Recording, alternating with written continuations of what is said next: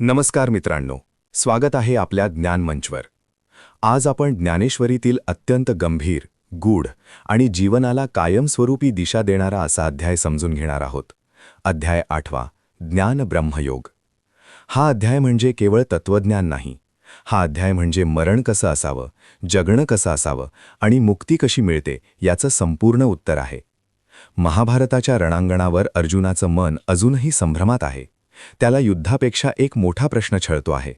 माणूस मरतो तेव्हा नेमकं काय होतं आणि मरणाच्या क्षणी मनुष्याचं पुढचं गंतव्य कसे ठरतं? अर्जुन श्रीकृष्णांना विचारतो, हे भगवंता, ब्रह्म म्हणजे काय? अध्यात्म म्हणजे काय? अधिभूत, अधिदैव, अधियज्ञ म्हणजे नेमकं काय?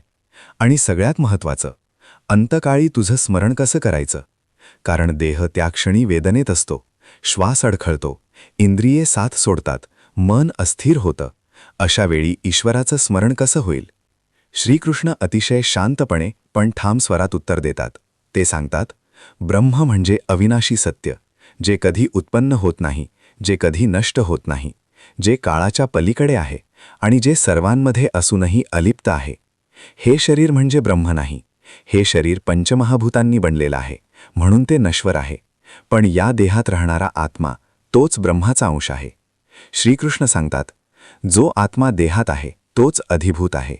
जो देवस्वरूप चेतना या देहाला चालवते तो अधिदैव आहे. आणि जो या देहात राहून यज्ञ, तप, साधना आणि आत्मस्मरण घडवतो तोच अधियज्ञ आहे. मित्रांनो, हा अध्याय आपल्याला एक अत्यंत महत्त्वाचा नियम सांगतो. माणूस जसं आयुष्य जगतो तसं त्याचं मरण ठरतं. जो आयुष्यभर धन, मान, प्रतिष्ठा यांचाच विचार करतो तो मरणाच्या क्षणीही त्याच विचारात अडकतो. जो आयुष्यभर भगवंताचं स्मरण करतो तो अंतकाळीही भगवंतालाच आठवतो. श्रीकृष्ण म्हणतात, अंतकाळी ज्या भावनेत मन असतं त्या भावनेनुसार पुढचा जन्म मिळतो. म्हणूनच अंतकाळाची तयारी मरणाच्या दिवशी नाही तर जगण्याच्या प्रत्येक दिवसापासून सुरू होते. श्रीकृष्ण राजा भरताचं उदाहरण देतात. राजा भरताने सर्व वैभव सोडलं, राज्य सोडलं, तपश्चर्या सुरू केली, पण एका हरिणाच्या पिल्लावर त्याची माया जडली. त्याच्या मनात करुणा आली, पण करुणा हळूहळू आसक्तीत बदलली आणि अंतकाळी त्याच हरिणाचं स्मरण राहिलं. परिणामी पुढचा जन्म हरिणाचा झाला. यातून श्रीकृष्ण अर्जुनाला स्पष्टपणे सांगतात, मरण अचानक येतं, पण त्याचा परिणाम आयुष्यभराच्या सवयींवर अवलंबून असतो. मित्रांनो, आपण म्हणतो अंतकाळी भगवंताचं स्मरण करीन, पण श्रीकृष्ण सांगतात, जो आयुष्यभर भगवंताला विसरतो तो अंतकाळी आठवू शकत नाही. जसं वयोवृद्ध माणूस नवीन भाषा शिकू शकत नाही, तसंच अंतकाळी मन नवीन संस्कार स्वीकारू शकत नाही. म्हणूनच श्रीकृष्ण म्हणतात, सतत माझं स्मरण करा, सतत मला अर्पण करून कर्म करा, मग अंतकाळी वेगळा प्रयत्न करावा लागणार नाही.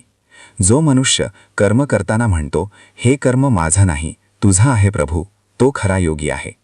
श्रीकृष्ण पुढे सांगतात, जो माझ्या स्मरणात अखंड राहतो तो मला प्राप्त होतो, यात शंका नाही.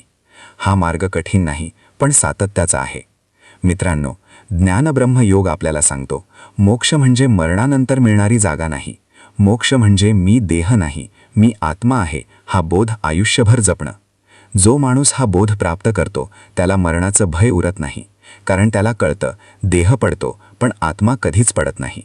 श्रीकृष्ण सांगतात, जसा नदीचा प्रवाह समुद्रात मिसळतो आणि नदी म्हणून वेगळा राहत नाही, तसाच ज्ञानी पुरुष परमात्म्यात विलीन होतो. तो पुन्हा जन्म घेत नाही, तो पुन्हा दुःख भोगत नाही. मित्रांनो, हा अध्याय मृत्यूची भीती घालण्यासाठी नाही, तर मृत्यूच्या पलीकडचं सत्य दाखवण्यासाठी आहे. जो आयुष्यभर भगवंताशी जोडलेला असतो त्याच्यासाठी मरण म्हणजे अंत नाही, तर परमात्म्याशी भेट असते. ज्ञानेश्वरीचा हा अध्याय आपल्याला सांगतो, जगणं हेच साधन आहे, मरण हे फक्त संक्रमण आहे.